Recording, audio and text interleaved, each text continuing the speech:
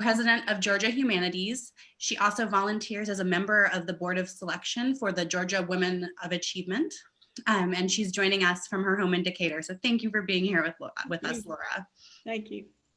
We are also joined by Jane Wilson, who is a retired federal government employee, who, in addition to volunteering with several local organizations, is also working with a group of local women to revive a chapter of the League of Women's Voters here in the Columbus area. Thank you for joining us, Jane. Okay. And finally, we have Rebecca Bush, who is the Curator of History and Exhibitions Manager at the Columbus Museum. She has completed projects about the enslaved autistic musician Blind Tom Wiggins, the desegregation of the local public library system, and Southern Gothic author Carson McCullers, all during her time at the Columbus Museum, among many other things. And she is the curator of And So She Did, her most recent exhibition at the museum. She serves on the Georgia Association of Museums board and the editorial board of the Public Historian, and she has an MA in Public History from the University of South Carolina and a BA in History from Kansas State University. So I will be moderating our discussion today, and if everybody's ready, if you'd like to add anything else to our intro. Okay, all right, well then we'll just jump right in. So Rebecca, would you like to take a minute and give us a kind of general overview of the And So She Did exhibition and what led to its creation? Sure, and I'm going to move into share screen here in a second. And So She Did is an exhibition that we at the museum are really excited to offer in commemoration of the centennial of the 19th Amendment, which was passed by Congress in 1919 and was ratified by enough states, I should say, to become law in 1920. So we are celebrating the 100th anniversary of that this year. That will actually happen in August, in the later part of August. And so a lot of museums and historical organizations and cultural organizations across the country are taking time this year to celebrate this anniversary of American women gaining the right to vote, reflecting on the suffrage struggle, on what it tells us about today, as well as about the past. We here at the Columbus Museum wanted to take the opportunity to not just highlight women's suffrage here locally, but also talk about the achievements of women in Columbus and in the Chattahoochee Valley, which we know for a variety of reasons that I think we'll get to later in the discussion. Lots of times women's achievements are not as well known, either because they weren't recorded or no one thought they were that extraordinary at the time. So broadening our interpretation has really been something my colleagues and I have been working on for several years now at the museum, and this is a really great opportunity to shine a bright spotlight on women's achievements in the area. That's great. Thank you for that introduction to the exhibition. So Rebecca, could you start us off in our discussion by giving us an overview of the origins of the women's suffrage movement in Columbus and who are some of its key figures? Sure, and this is where I will share my screen. Okay. Looks great. Perfect. Okay. So the women's suffrage movement in Columbus starts in the late 19th century. And it's really born out of taxes, I guess, as you could say. A lot of things are in life. A lot of the decisions we make might be based on financial matters. And in 1865, Augusta Howard is born, Helen Augusta Howard, and she's pictured here on the screen. This is her dress that we happen to have in the collection, which is currently on view in the exhibition. We'll talk a little bit more about it in a second. But she's born to a wealthy family in Columbus. She has several brothers and sisters. But when she is relatively young, her father passes away. He passes away with financial debts that she grows up seeing her mother struggle to pay. And there are also taxes that have to be paid. And as she and her sisters become young women, they and their mother really begin to discuss why is it that their mother is responsible for paying all these taxes and business debts, but she does not have a voice in how that tax structure is decided, or in who represents her in the government where these taxes are going to provide goods and services. So in 1890, Augusta, her mother, and her sisters, Claudia Howard, there, and Miriam Howard, they found the Georgia Women's Suffrage Association. And this is an offshoot of the National Women's Suffrage Association that at that point had members and chapters in several states, but the Howard sisters and their mother are the ones who really get it started here in Columbus. The sisters quickly become involved, not just in Georgia, but on the national level. They attend conferences, they write letters for newsletters, they give speeches at conferences, including at the 1894 National Conference, where they convince people that the next year's National Convention should be held in Georgia, in Atlanta, even though the South was historically one of the last regions of the country to come along and have a strong women's suffrage movement. It really started in the Northeast and then picked up in the West, really, as soon as a lot of those Western states started gaining statehood.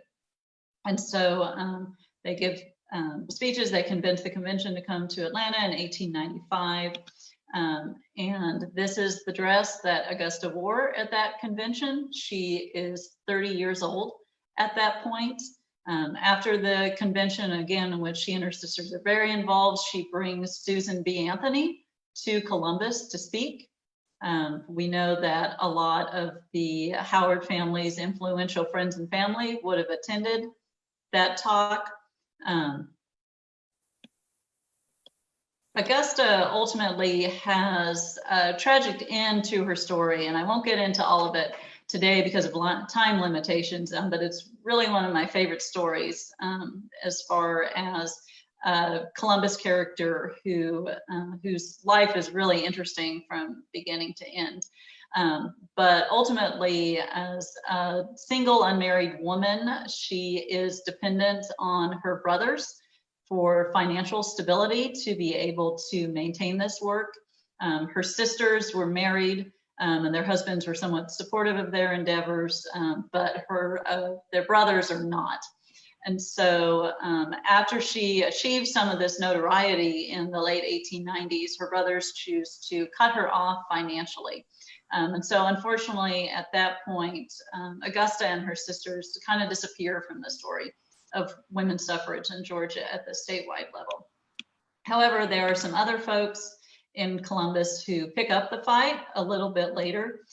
This is a picture here of Anna Griffin, who becomes kind of the next wave of suffragists in Columbus. This is actually a picture of her. You see it says the New Columbus, and this is taken from a news article in 1922 after she was elected the first woman city commissioner for the city of Columbus.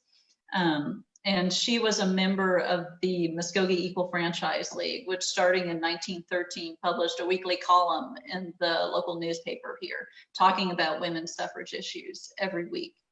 So even though the suffrage movement in Columbus is not as well known as what's happening in the Atlanta area around this time, there was a relatively small but really dedicated and active group of women that were participating in this suffrage fight and making sure Columbus was represented in these conversations. Thank you, Rebecca. So knowing that the League of Women Voters grew out of many of the suffrage groups from this time period, Jane, would you like to tell us a little bit about the history of LWV? Sure. You probably know that on February 14th of 1920, while the states were going through the ratification process of the 19th Amendment, the National let's have to look the name, National American Woman Suffrage Association met in Chicago and decided to merge all the various suffrage groups that existed at that time and were participating in the convention. And they chose the name League of Women Voters. And they were established then officially on February 14th, 1920. And they saw that their mission needed to be to help women be ready to vote when they were able to, you know, as soon as you say, okay, now you can vote, you need to know how to go about it and how to find out about the candidates and how to get registered. It was interesting. I discovered that even though it had passed in Georgia, well, Georgia didn't ratify it until 1970, but still women in Georgia were allowed to vote, but they couldn't vote in that election in 1920 because they had not been able to register 6 months ahead. At that time, the requirement was to vote, to be registered to vote 6 months ahead of the actual election day. And so the constitutional amendment wasn't ratified until August, so it was too late. And they could have done something to allow women to vote, but they didn't. Anyway, the League of Women Voters goal was to help, and today still their motto is to empower democracy, defend democracy, and empower voters. And that's what we're still working on. We want to help people overcome any barriers that might exist to registering to vote and to help them to know how to go about being able to register to vote. Now, as far as our small band of activists here in Columbus, we're the fourth group that's been a League of Women Voters unit here. We're not really a full-fledged unit. We're what's called a members at large unit. There's some requirements that you have to meet to be a full-fledged unit, and we're not there. But we are still active, and since we started in the spring of 2017, and since that time, we started with, we discovered that U.S. District Court Judge Clay Land holds an annual citizenship event in his courtroom. And we checked to see if anybody was registering the new citizens to vote. And they had the year before, which was an election year. But in 2017, nobody had stepped up. And so we said, we'd like to come, and we did. And that was our first voter registration event. And since that time, up until now, when the last time we were able to register anybody to vote was earlier this year, we've registered over 700 new voters. So I'm very proud of that. And we've had a lot of people. It's a fun thing to do, not just to do, it's easy to get we've done a lot of it in the high schools, and we usually get to come during their lunch period. So it's not a very long time, but if you can hand them a form and help them to fill it out, you can usually catch them and do it. I really do love the fact that Georgia makes it possible to register online. And there's an app for that. And guess what? High school students love to have apps on their phones. So the last time, my very last voter registration event this year was at Pacelli. And I came and spoke to 4 different senior classes in their civics class. And we showed them, I ended up having the whole class period. It turned out some of the kids were gone that day on a field trip, but still all the ones that were there put the app on their phone and registered to vote. And that was a lot of fun. And then you can tell them that now that you have it, you can share it with your friends. You can check your status later on. And even if you're not quite 18 yet, because you can register in Georgia once you're 17 and a half, you will get your information about where you get to vote and all that by the time you're 18. So that was just a fun event. So that's a little bit. We've also done some educational things. We've started participating with the Columbus, the sponsors of the On the Table group. Which is the Chattahoochee. Where are we talking about here? Community Foundation of the Chattahoochee Valley. They started doing On the Table events in 2017. So here we are doing we've registered vote new citizens. We hosted an On the Table event, and we got probably 30 people coming to Nonick and talking in 6 different discussion groups about voting issues. And we did it again the next year. But this past year, we decided to join with the alumni chapter of Delta Sigma Theta, because they're really a very active sorority here too, and they've been active. They were established in 1913, and they've been very active in suffrage issues over the years too. So, and one of our officers is a member of Delta, so that was just been a great partnership. So I don't know that I don't want to go on and on. We've had a couple of educational things. The one this year that we did, we were able to fit in a couple of things, luckily, because we had an event at my house that Rebecca came to, and we were planning some events for later on to include this exhibition, and the dedication of a plaque for Augusta Howard, and an exhibition of some materials from the museum for the birthplace of Susan B. Anthony. That was going to happen originally at the museum, the Columbus Museum, and then it was later going to happen at Columbus State. And unfortunately, it didn't get to happen at all. So I guess I'll just have to go to her birthplace museum if I want to see those materials. But we were able to have a 4-part series on voting at that we partnered with an organization you may have heard of that was started about 28 years ago. It's called the Columbus Academy of Lifelong Learning, or CALL for short. And they, one of our officers here in our local Chattahoochee Valley League is very active in that. And she set up 4 sessions, one of which was our Muskogee County Director of Elections Office, and she came and did a presentation on the new voting machines.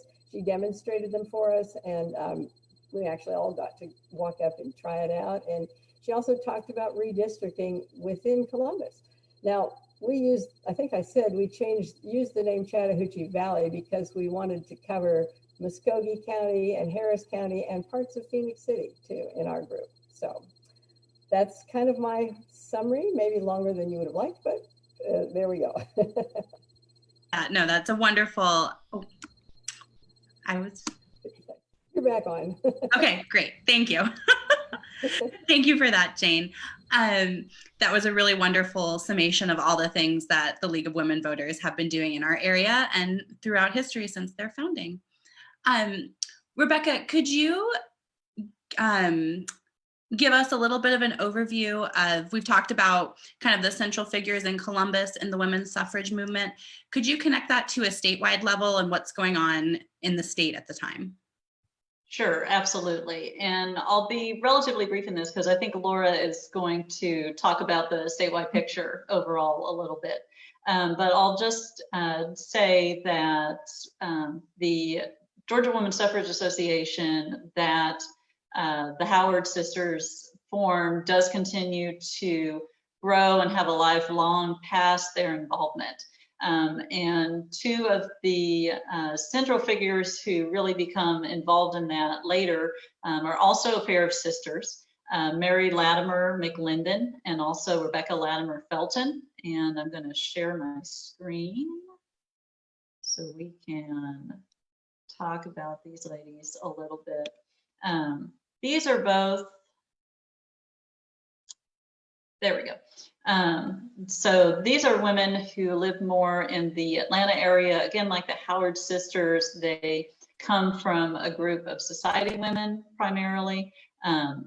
Rebecca Latimer Felton in particular, her husband is a successful politician, but they work as a team so much that sometimes people, some of his opponents dismissively refer to the her of the Feltons, referencing that she was just as much a part of his political team.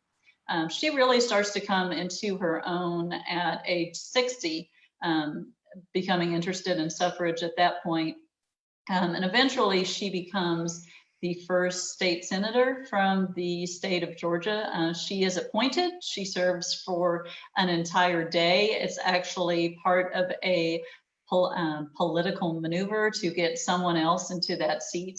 But she is sworn into the US Senate in Washington, DC, and she gives a speech at that time in which she says that the women who follow her will serve with ability, integrity of purpose, and unstinted usefulness.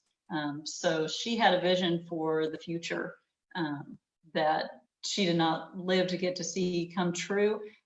But she and her sister are two of the major figures. And again, a lot of this is happening through not just local chapters and state chapters of these National Suffrage Association, but also groups like the Georgia Equal Franchise League, franchise being used as a synonym for suffrage. You see that popping up as a statewide organization that Muskogee Equal Franchise League is associated with in 1913. And then, of course, because we are in the South, a lot of these efforts are segregated at the time. So I would be remiss if I didn't note Lucy Laney from Augusta and Eugenia Burns Hope from Atlanta, who were two of the leading African-American suffragists in the state.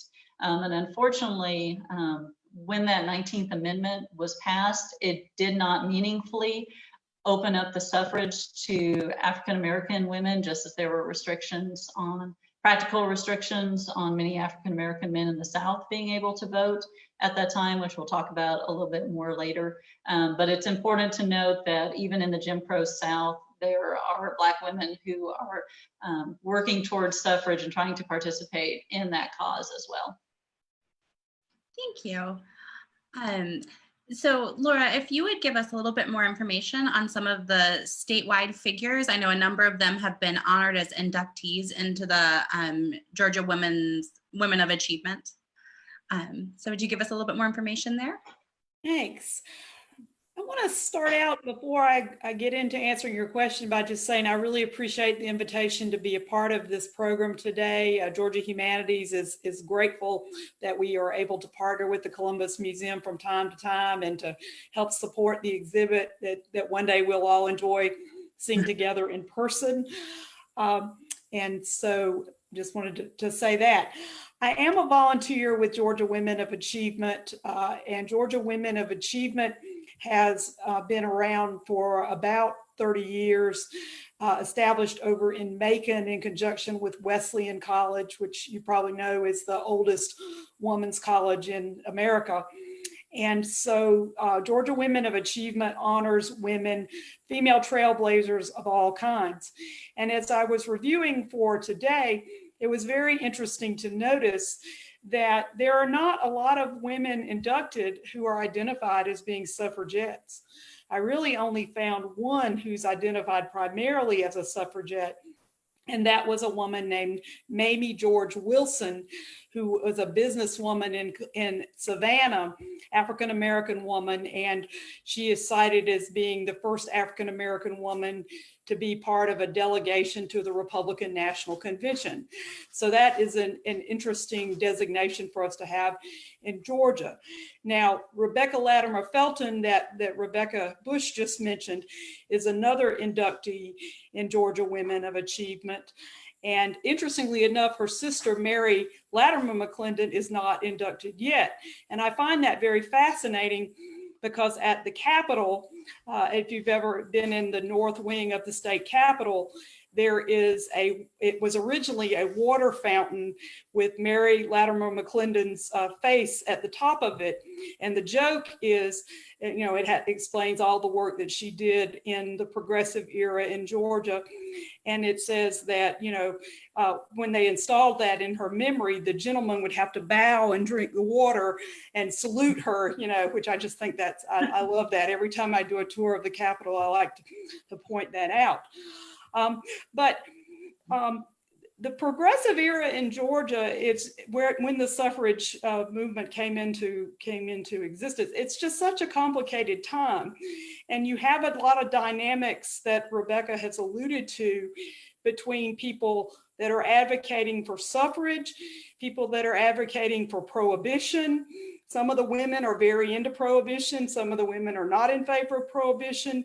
And then you also have this movement to really disfranchise African Americans in 1906.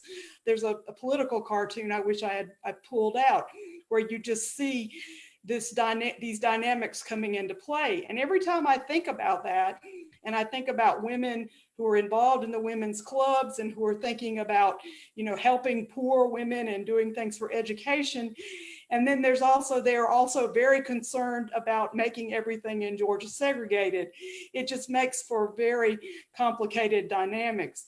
And that may be why when the women are brought forward into Georgia Women of Achievement, at least in the past, they've been emphasized more their work with, education and business, and, the suffrage piece has not been emphasized as much.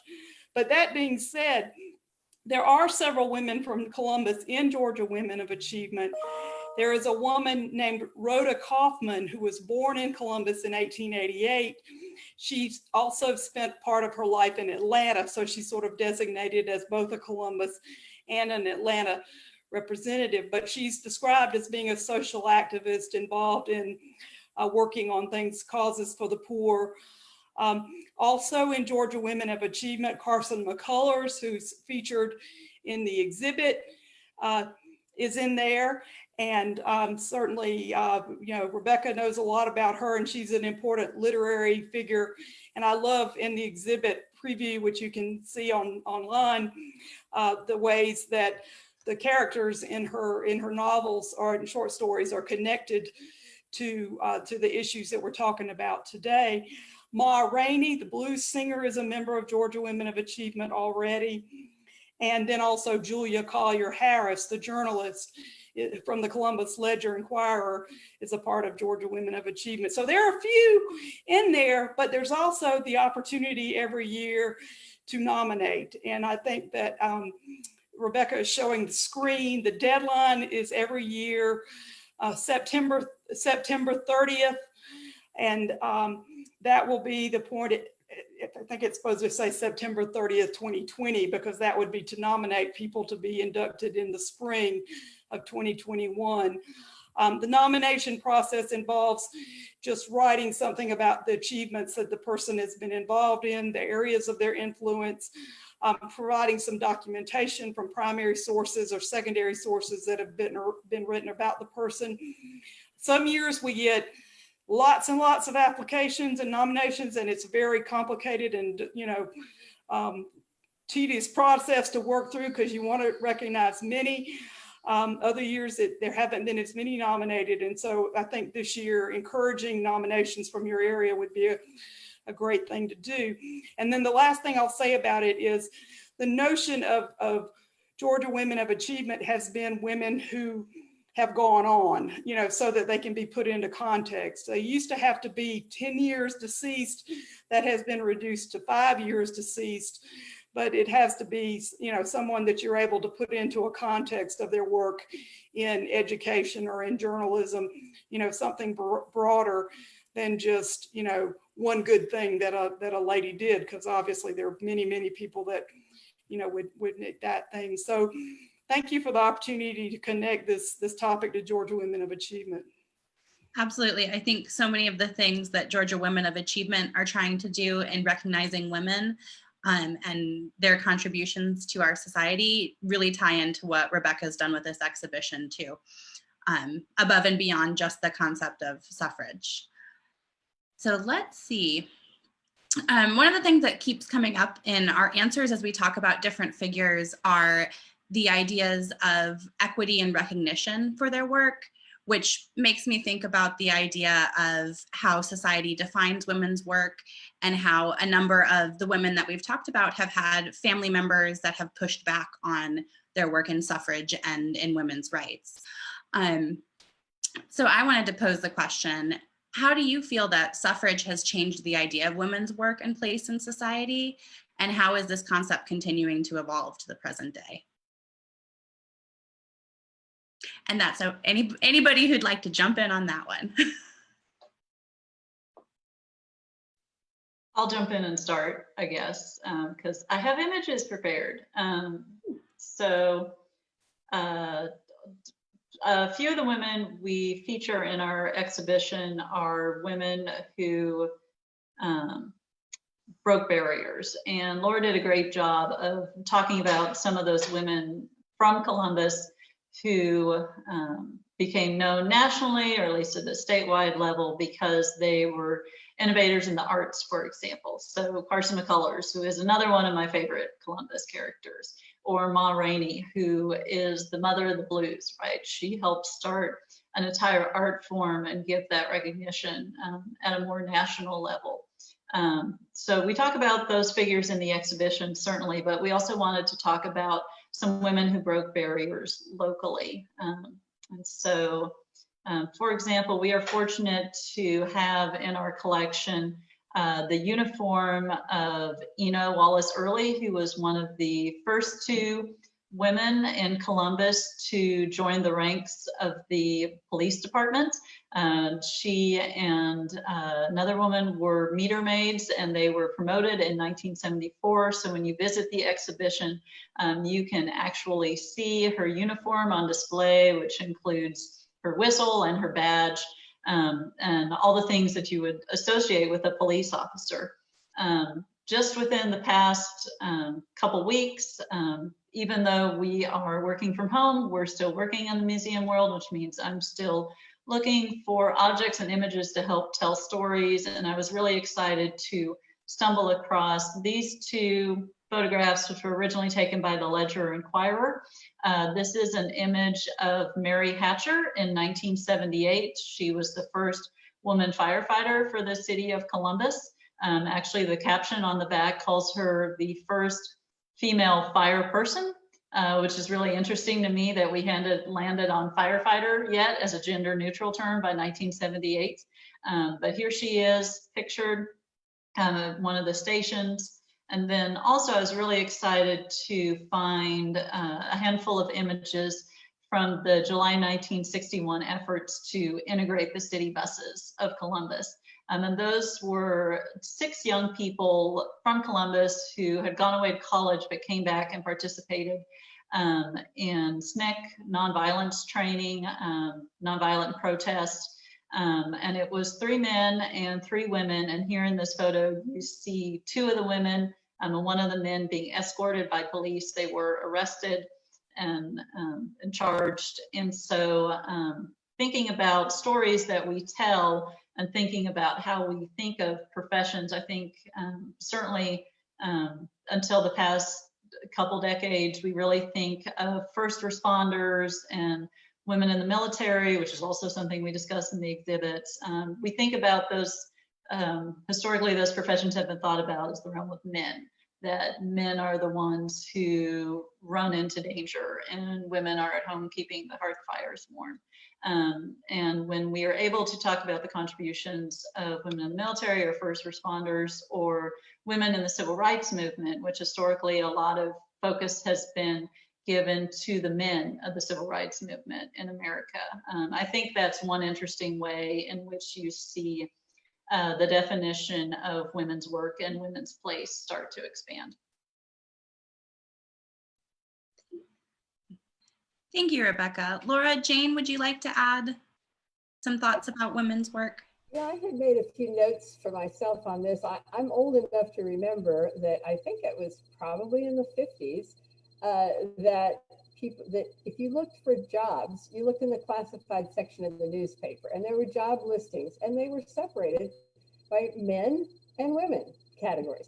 And I thought I'd look online to see if I could find any reference to that to make sure maybe I grew up in Oregon, so not here, but I don't know if that was common. And I didn't spend a great deal trying to research it, but I tried several different questions and I couldn't really find much. I was about jobs for women and how some of that's evolved over the years, because there are certainly jobs today that we used to think of as either women's jobs or men's jobs, and there may be both genders or predominantly women.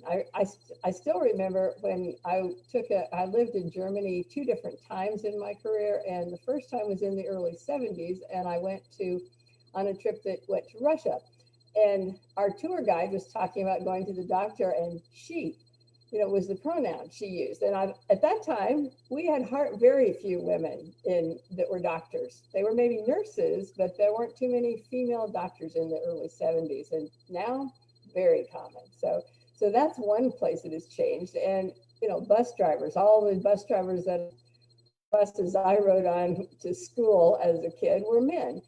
And now you see lots of women driving buses. So those couple of simple examples, and there's lots more.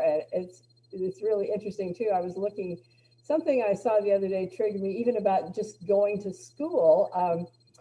And I saw somebody had to apply as a woman to go to the University of Georgia, and I found out that only opened up in 1918 to be a, both sexes could attend school there. But there were women who graduated from the University of Georgia before 1918 because they did this little sleight of hand thing where they took summer classes, which didn't require being enrolled. And from that, they were able to graduate. So I thought that was clever of them to figure that out. And of course, women in the military and until a more recent time too, and going to the military academies, that was 1976. And so there's a lot of things that have changed for the better. It may be, people can object all they want to. They say women should do that. Well, if a woman wants to try, why shouldn't she be allowed? Maybe she won't succeed, maybe she will. But if it's her choice. Thank you, Jane. Laura, did you want to add anything or?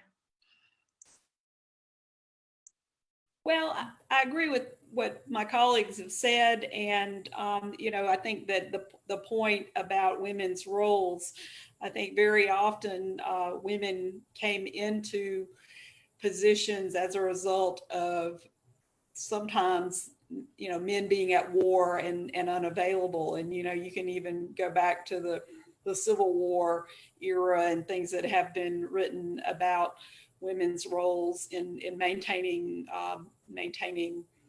production of agriculture and other things while that was underway.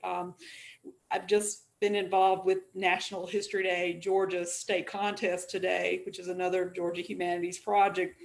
And it was very interesting because we had, entries about Rosie the Riveter. We had entries about a group I had never heard of, the Night Witches, which were actually Russian women pilots in World War I and II involved in helping with that front. And so I think that, at least, and maybe it is as a result of suffrage and changes in women's education vis-a-vis men, but students seem very interesting in exploring those first. So I think that that's a great connection to what we're doing today. Yes. Well, thank you all. Another thing that has come up in a few of our responses as we talked about different figures throughout the state of Georgia is the idea that women of color after the Voting Rights Act, after the 19th Amendment was passed, were still disenfranchised as voters. And that continuing to ensure equitable voting access is still happening in this country and is still a priority for a lot of Americans. So Rebecca, if you want to start answering this, my question is, how does our understanding of voters' rights in 2020, how is it influenced by our understanding of the 15th, 19th, and 26th Amendments, as well as the Voting Rights Act? Thanks, Lucy. Lucy threw that question to me because that was my very specific question that I wrote with all those amendment numbers in it. Yes, that's why you see my eyes reading off my screen. So we talked about this a little bit, but I think it's interesting to just kind of ponder for ourselves who we allow to vote or encourage to vote says about our understanding of what it means to be American. And when you think about the founding of this country, voting was really limited to white men who owned property. So that's a very specific set of qualifications there for whose voice is considered worthy of electing government officials and kind of setting the course for this brand new nation. You move into the 19th century, the property requirement is dropped, so you don't have to be a landowner if you're just a laborer, just in quotes, a laborer or a merchant. If you don't have personal land property, your voice is considered worthy. We were talking a lot about the centennial of the 19th Amendment for good reason this year, but this also happens to be the 150th anniversary of the 15th Amendment, which said that the right to vote could not be abridged on the basis of race or previous condition of servitude. So this is the amendment that grants the right to vote to African Americans and formerly enslaved people. It comes right on the heels of the 14th Amendment, which establishes birthright citizenship, and this idea that you are a citizen if you are born in the United States. And so even though in the South in particular, but also in some northern states within 20 years or so, there are different laws and restrictions to limit African Americans' abilities to vote. You see the importance of, you see that definition starting to change, at least on a federal level, which is why then 1965 you had the Voting Rights Act to try to restore some of those rights as they were originally intended 95 years after the fact. I did specifically want to bring the 26th Amendment into this conversation, which I think gets the least amount of attention probably when we think about these voting rights amendments to the Constitution. But it was passed in 1971, and it's the amendment that lowered the age to vote from 21 to 18. And that is really a direct product of the times, because you think about what was happening in the years leading up to 1971, the Vietnam War. America had been mired in that conflict for close to a decade at that point. And it's really born out of student activism and protest, and students saying, if we are old enough to be drafted to go to fight for our country and die while fighting for our country, why should we not have the right to vote to select the politicians who are potentially sending us into wars or negotiating peace agreements? And so that's an example of an action where really in direct response to the times in a relatively rapid fashion, you see a really major shift in the expansion of voting rights. So it's the idea that you are an adult citizen once you hit the age of 18. It doesn't matter your race, ethnicity, gender, these are all codified in law, that the suffrage, the franchise, the vote is open to you. And so I think that's kind of an interesting shift, especially in the 20th century, to see that expansion.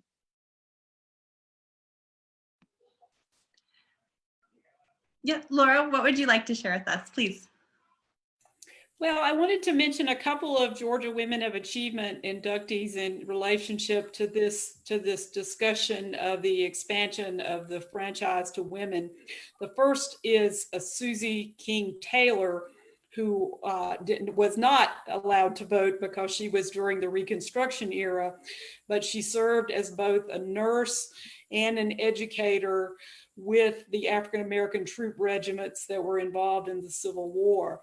And she published a memoir of her experiences there, which is one of the most respected primary sources of that, and especially even more rare that it's a female perspective on that story. But when she was inducted, she was also noted as being an activist for justice, with the notion that obviously for the male African-American soldiers fighting in the Civil War, the vote and citizenship was a big part of what that service was about. And so I think it's important that while she died before she was able to vote, that was an important part of her story. On the other hand, more contemporarily, Grace Towns Hamilton was the first woman elected to the Georgia House of Representatives, first African-American woman since Reconstruction. And Grace Towns Hamilton came into political leadership through civic organizations, the Urban League, which had obviously an interest in voting and also business activities, as well as advocating for civil rights. And Grace Towns Hamilton became a member of the Green Door Committee, which, if you know anything about the Georgia legislature, they are sort of the top four in terms of deciding how the budgets are passed. And I think that shows how respected she was by her male peers, even when she was one of, maybe probably the only woman there for a period of time. So those are just a couple more Georgia Women of Achievement examples that tie into this story. Thank you, Laura. I want to make sure that we have some time to do. Oh, Jane, did you have something you wanted to add? Yeah, I was going to say, I was looking at that question as not just women, but also just generically people who are disenfranchised. And I jotted down a couple of notes, like people who are being held because they've been charged with a crime, but they have not yet been convicted. It's pretty hard for them to vote because they're in jail. Now, the Georgia law just changed last year to allow them to receive an absentee ballot in the jail, but guess what? Jailers aren't real interested in helping with that for some reason. And the whole issue of felons, when, if ever, they can vote. There are 2 states, Maine and Vermont, that permit felons to vote while they're serving their sentence in prison.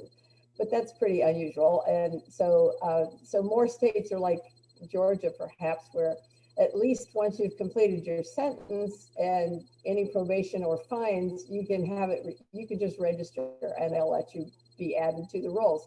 We thought Florida was going to get there, but they didn't quite. They're trying to still limit it. And I think it's interesting because even in Georgia, if you owe fines, you're not able to register until those are paid. And so that's people that are making the argument in Florida that that's a poll tax, and that's prohibited. So it'll be interesting to see how that plays out. I do think if you're a citizen of this country, you should be able to have a say in who represents you in Congress and all that sort of thing, and just other positions, not just Congress, your local elections and so on. And then, so people who are special needs adults, I think they're kind of discouraged from voting, from registering and voting, and maybe that's as it should be, but I don't know who gets to decide those kinds of things. Because I know that one of the schools we went to register students, I was walking around with my clipboard offering forms to people, and one of the teachers said, "Oh, no, not these kids, they're special needs classic." So I didn't do anything with them, and maybe that's appropriate, but anyway, there's still people who are disenfranchised even today. So. Yes. Jane brings up a great point that there are a lot of groups of people that might be disenfranchised from voting, and that there's ways that we can work to help them all. So I want to make sure that we have time for a short Q&A at the end. So I'm just going to ask one more question of you. And Rebecca, this might be best answered by you, but I'd love to hear everybody's opinion. We've talked a lot about the different types of stories that you can find in the exhibition, and so she did. But I think one of the important questions to ask ourselves is what stories are missing and why. So Rebecca, can you shed a little light on that? Sure. And I'll say that the exhibition is hoping to shine a light on some stories that are well known, and hopefully some stories that are lesser known, but we know that we still haven't captured them all. So for example, one more time of the share screen. One of the stories we're excited to be able to share in the exhibition is the story of Adela Hunt Logan, who lived in Tuskegee, Alabama, which is about 70 miles from Columbus here. And she became very involved in the women's suffrage movement. She was the first librarian at Tuskegee University. Her husband was an instructor there, but she also became involved in the women's suffrage movement. She was very light-skinned, which granted her access to some places and conventions where African-American women with darker skin could not have safely gone in the late 19th century. But even with her complexion and with her interest in activism, she had a wonderful talent for writing. She published columns about suffrage in The Crisis, which was the national publication of the NAACP. But even though she was a great advocate for women's suffrage, she was not allowed to participate in a lot of these white-led women's suffrage organizations. So we know that there are stories of women who participated in the suffrage movement in Georgia. Dr. Virginia Causey, who was a great help to me in developing this exhibition, did quite a bit of research for her recent book and for a couple other recent projects she's been working on, looking for African-American women in Columbus specifically, who were involved in the suffrage movement here locally. And I think she has some theories, some thoughts, but she hasn't been able to find that documentation in newspapers to back it up because, again, of this conceit of whose stories are worthy of being recorded at the time.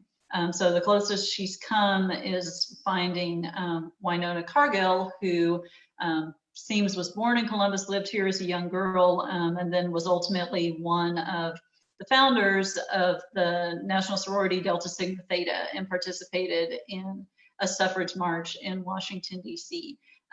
But we feel that there are stories there that we just haven't been able to find and capture yet. And that applies to all areas of women's civic and community involvement, not just the suffrage story. And that is based on race, it's based on class, it's based on sometimes we just don't have the records, or someone thinks their story is ordinary when it's actually quite extraordinary. And the best way for us to be able to find some of those stories is when people share with us. So if you have a story that you think is really noteworthy about a female relative or just someone that you're aware of, we always encourage folks to reach out to us because we think of the learning and the knowledge process as really collaborative. Thank you, Rebecca. Laura, Jane, would either of you like to add anything to Rebecca's comments?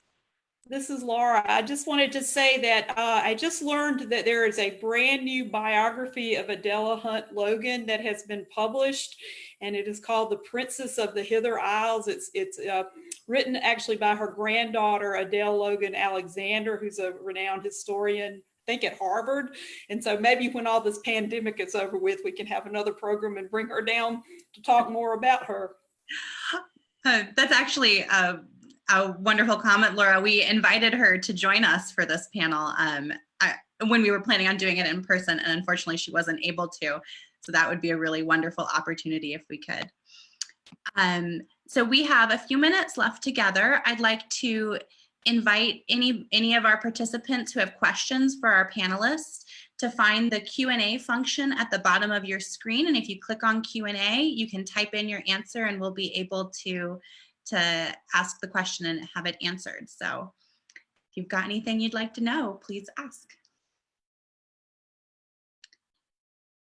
It looks like we had someone who has shared that they were inspired to register to vote because of today's program, that they're turning 18 in June. And that just makes me so happy to hear. That's wonderful.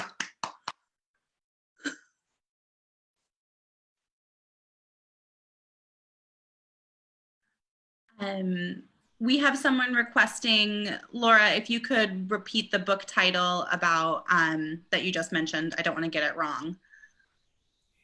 It's called The Princess of the Hither, which is Hither, kind of a strange word, Isles, like islands. And the author's name is Adele Logan Alexander, The Princess of the Hither Isles.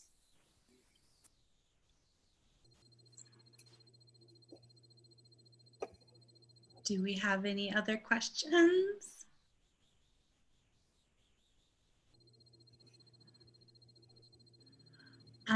We have someone asking, Rebecca, this might be a question for you. Do you have the names of the 6 African Americans arrested in the bus desegregation in July 1968? That's a great question. I do not have them off the top of my head today. I can tell you that one of the women involved was Bunkie McClung, later Bunkie McClung Clark now, whose father, AJ, was the first African-American mayor of Columbus. Both she and her father were very involved in local politics and local civic causes. And she came back as a college student and participated in that and gave a really wonderful interview about her experience to the Ledger Inquirer a few years ago. You can find that online. The other names I don't have right now, but I'm hoping in the future when we interpret this story to be able to record those names. What's most interesting about that story to me is that these are all young people who grew up in Columbus, but when the newspaper writes about their activism, it identifies them as outsiders and uses the names of the cities where they're going to school, such as Chicago and Washington, D.C. So again, the ways in which we tell these stories and who is allowed or encouraged to participate in civic life is always interesting. That's a great question, though. Thank you. Yes. And we have another question asking about what kind of engagement or activism is happening regarding voting by mail. Yeah, I saw that question. That's a great question, Stephen. I wish I had a good answer for you, but other than people just sharing things online, I don't have too much more than that. I did get my absentee ballot. I have to mail it back now. That's just for this primary, of course. Who knows what we'll be doing by the time the election rolls around in November. The Muskogee County Board of Elections was meeting today, and they were doing a virtual meeting, and I do know a couple of people who are going to be attending that. Maybe I will have some better ideas after I hear about that. Thank you, Jane. So that's great to know that they're meeting and working on these issues right now. I don't see any other, oh, yes, Laura, please. I was just gonna say, it seems like coming out of our pandemic that this vote by mail is being emphasized, and just a story from Decatur, Georgia, we may just be random, but you know, my husband and I mailed our applications to get an absentee ballot from the same post office on the same day, right on top of each other. And my absentee ballot has come back and his has not. And it's been, 2 or 3 days since mine got here. And we're sort of like, okay, so what's going on? I feel lots of sympathy for the people who are working in the voter offices, because I know they're getting a huge demand, as well as people that are working in the post offices. But, and also I know people who have worked at the polls for years and years who are over 60 and who are suddenly saying, I'm not going to work at the polls in June because I'm too concerned about COVID. And so this upcoming election is going to be, one that, we're going to have to figure out some things, I think, once it's over with. So, yeah. I just wanted to jump in and say, a couple things. First, that I've actually saw a couple weeks ago on TV. I was really surprised. It was an advertisement, I believe, either from the Secretary of State's office or an affiliated group. And it was a nonpartisan, very simple, straightforward commercial about the process of filling out a vote by mail application. And I almost wondered if it was regionally specific, because it included images of both downtown Columbus and the Stewart County Courthouse in Lumpkin, which are 2 sites in West Central or Southwest Georgia, which is interesting. So it was interesting for me to see that type of engagement as well, to do a full commercial production to try to get the word out. And I also just wanted to say before we end today, I hope folks have a chance to come see the exhibit when we do open. And I really wanted to thank our community partners and lenders for that exhibition. We always have great folks who help out with that. I wanted to specifically shout out the Columbus State University Archives. I know we have a couple archives and library folks on the presentation with us today. Hi, Jesse. Hi, Julie, if you're both still on. We're really appreciative of their efforts too. It's great to have a supportive community for these types of projects. Yes, absolutely. Rebecca, maybe you should mention that there is a virtual tour. What is it, 12 minutes long, of the exhibition with some highlights. So if they haven't looked at that yet, maybe they should. This would be a good time to suggest they do that. Yes, so on the Columbus Museum's website, if you go to columbusmuseum.com, you can navigate to our virtual museum, which is a new section to our website, and it features tons of different resources for families and, you know, talks from artists and talks from curators. And Rebecca does a lovely tour of the And So She Did exhibition that you can find there to get a little preview of what you'll see when we're able to be together at the museum again. Yes. All right. So I don't see any more questions. So I'd like to say thank you so much to everyone who joined us for this talk today. Thank you to Laura, to Jane, to Rebecca for your time and your expertise. I hope that everybody has walked away from today's discussion with a little something to think about. And I hope that we'll be able to see you at the museum soon. So thank you again, everyone. And have a great evening. Stay safe, stay healthy. Bye. Bye, y'all. Bye, y'all.